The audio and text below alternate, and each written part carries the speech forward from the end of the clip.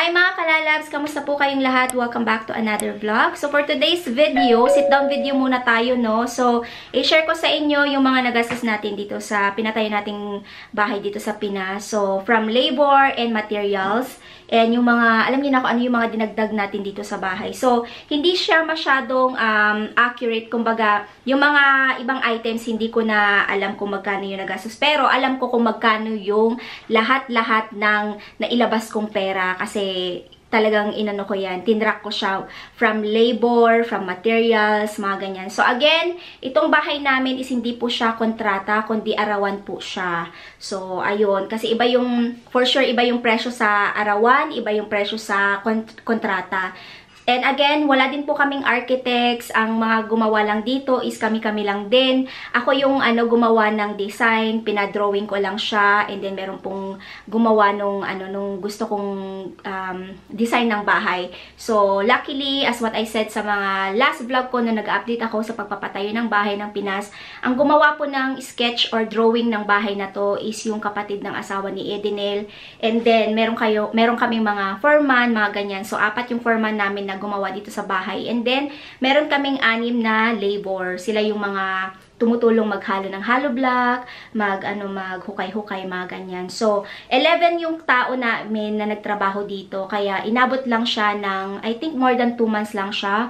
2 months and 5 days. Parang ganyan siya. So, ayun. Okay, start natin sa labor. Yung nagastos namin sa 2 months and 5 days na labor is 264,000 pesos.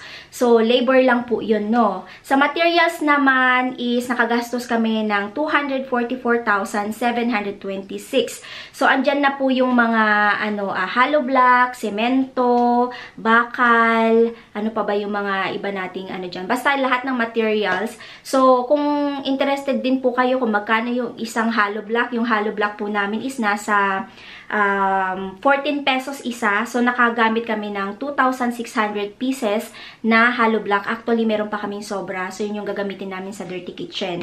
So, 2,600 yun. And then, sa semento naman, yung presyo dati is 150 pesos lang isang sakong semento. Pero ngayon is nasa 219 pesos na siya. And nakagamit kami ng 268 pieces. So, if you're interested din kung anong bakal yung ginamit namin dito, gumamit kami ng 12mm and then 10mm at saka 8mm. So, yung 12mm, ang presyo niya is nasa 198 pesos. Yung 10mm naman is 179 and 50 cents pesos. And then, yung 8mm naman is nasa 92 pesos. So, again, baka mag-iba yung pricing. Depende sa kung saan kayo nakatira. So, yung location kasi namin is dito lang sa Pangasinan. And yung sa City Alaminos. So, medyo okay din yung. Pero mahal na itong mga presyo na to kasi dati mura pa lang. So, ngayon is mahal na siya. So, again, yun yung mga pricing. And then, nakagastos kami sa materials ng 244,726 pesos. Ayan. So, meron pa naman din dyang kulang. Siguro nasa 300 plus yung mga nagastos namin sa materials. Pero hindi ko na alam kung ano pa yung mga Pero alam ko talaga yung buong cash na nailabas ko sa pagpapatay ng bahay sa Pinas. Kung gusto nyo malaman kung magkano lahat ng total, panoorin nyo hanggang sa dulo. So, yung roof naman namin is included, kasi kontrata yung pagpapakabit ng bobong. So, nasa 125,000 pesos siya. 100 yung materials, 100,000 pesos yung materials, 25,000 naman yung labor. So, sa mga windows namin, meron siyang kasamang windows is 10 windows, yung bathroom, maliit na bathroom, and then, ilan ba yung 1, 2, 3, 4, 5, 6, 7, 8, 9, 10, 11 pala. 11 windows. And then, may dalawa siyang kasamang screen doors is 43,000 pesos yung binayad namin sa pagpapagawa ng windows. So, yung doors naman is nakatipid kami kasi itong doors na to is door sana nung kapatid ng asawa ni Edinel. So, nabili ko lang siya ng napakamura. 4 na piraso na doors, 3 rooms, hindi pala 4, 5. So, isa sa may entrance ng bahay, sa kitchen, and 3 rooms is 5. Nakagastos lang ako ng 25,000 35,000 pesos, sorry. Included na po dyan yung, yung labor, yung pagpapakabit at saka pagpaparetouch ng doors. So, ayan, 35,000 pesos lang siya. Again, pag bibilhin nyo ito sa regular na gumagawa ng pinto, usually ang pricing nila is isang pinto lang is nasa 15,000 pesos. Depende kung ano yung materials ng kahoy. So, ayun, nakamura talaga kami sa, sa mga doors. Supposed to be, makakagastos ako ng 60,000, pero kalahati lang yung nagastos ko. So, ayun, yung naman po, sa pagpapatayo ng bahay, hindi ko lang alam sa ibang lugar, pero nung pinatayo namin tong bahay na to, meron siyang permit para makakuha ka ng electric. So, electrical or kuryente. So, ayan. So, nakagastos kami ng permit, nakagastos kami sa pagpapakabit ng kuryente, tapos yung abang, yung mga ganyan yung labor. So, gumastos kami ng sa pangalan nito, sa materials is 8,000, sa labor is 5,000, sa permit is 28,000 pesos. So, ilalagay ko na lang dito yung total ng nagastos natin sa ating pag-apply ng permit sa pagpapatayo ng bahay. So, ngayon kasi parang stricto na sila, kailangan meron ka ng meron na tayong permit sa pagpapatayo ng bahay, especially kung wala ka pang kontador. So, correct me if I'm wrong, pero yun yung ginawa namin dito. I am just sharing yung mga experience na papapatayo namin ng bahay. So, again is ceiling. So, sa ceiling naman is nakatipid din ako kasi, pangalan nito, yung gumawa kasi ng ceiling namin is yung kapatid ko. So, pag magpapagawa kasi kayo ng ceiling, meron yung kontrata, meron yung arawan. So, arawan yung binayad ko sa kapatid ko. So, isang linggo yata niya itong ginawa.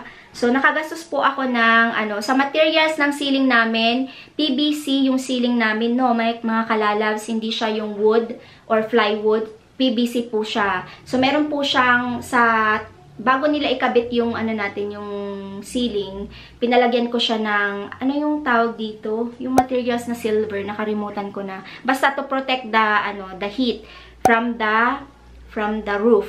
So, ayun, protection siya. Hindi ko na alam kung anong pangalan pero ilalagay ko siya dito. Nakagastos kami ng 48,240 pesos materials ng ceiling. And then yung labor ko is nasa 13,200 pesos. So, binayaran ko yung kapatid ko ng 700 pesos per day. Tapos, meron siyang, labor. So, ayun, 13,200 yung binayad ko sa pagpapakabit ng ceiling for the labor. So, spandrel naman is nakatipid din ako kasi ang gumawa is yung kapatid ko. Kaya, ang binili ko lang is materials and then yung kanyang labor. So, per day nga is 700. So, mag-isa lang niya. Actually, sinamahan siya ni Junior. Siya yung taga-abot ng, ng mga materials ng spandrel. So, ang ginastos ko dun sa spandrel is 33,000 pesos. So, buong bahay na yon. Tapos, yung labor. So, nakagastos ako ng 38,000. Included na yung labor ng pagpapakabit ng spandrel. So, nakagastos din pala kami sa pagkain kasi dito sa probinsya, pag nagpagawa ka ng bahay, depende kasi mura yung per day ng mga na binayad ko sa labor at saka sa foreman. So, libre yung pagkain nila, lunch at saka merienda. So, dalawang merienda yon. So, umaga at saka sa hapon at saka sa tanghali, yung tanghalian nila, ulam-ulam. Nakagastos din pala kami ng 42,000 pesos. So, malaki din pala yung nagastos namin sa pagkain nila. Pero okay lang kasi worth it naman, nakapagtrabaho sila ng maayos, nagawa yung bahay ng maayos. So, yun yung pinaka okay sa akin kahit kasi kailangan talaga na pag nagpapatrabaho ka, i-make sure mo din na inaalagaan mo din yung mga nagtatrabaho para maging happy din yung pagpapagawa mo ng bahay, 'di ba? At maging masaya din yung yung bahay, yung titirhan mo. So, ayun. So, sa blind naman, yung mga namin, bindana namin is pinagawa ko siya, pinasadya ko siya. So, may nakita ako sa Facebook page na gumagawa ng ng mga blinds. So, na-contact ko siya. So, iba-iba yung presyo nito. May mga siya, lang, may may nag-message sa akin, lang. Yan. I-off ko lang off natin yung ringtone ng phone ko. Na-distract. So, yung blinds kasi, iba-iba siya ng quality, iba-iba siya ng kung gusto mo yung madilim na madilim, mas mahal siya. So, pero ang binayad ko sa 11 na windows is nasa 24,380 pesos. So, worth it siya kasi, para sa akin na, kasi yung kurtina kasi lalabahan mo siya, and then magugusot siya. So, I feel na yung blinds is much better na, na gamitin para sa bintana. So, if ever na gusto niyo mag-order, ilalagay ko na lang, or magpagkabit ng inyong, ng inyong blinds, ilalagay ko na lang yung kanilang Facebook page dito sa screen. Actually, hindi ko pa sila natanong kung okay lang ba, pero of course, para makatulong din tayo sa kanilang business, makatulong tayo sa mga small business din, ilagay na lang natin dito sa screen. So, dito dyan kayo mag-check ng kanilang mga kinakabit. I think nagkakabit din yata sila ng kurtina. I don't know. Pero ang nakita ko lang kasi is blinds. So, ayun, dyan kayo mag-order or magpasadya ng inyong blinds.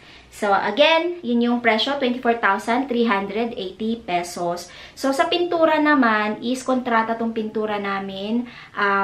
Loob at labas na to is 35,000 pesos yung kontrata. Tapos, sa materials, nakagastos kami ng mga around 30,000 pesos.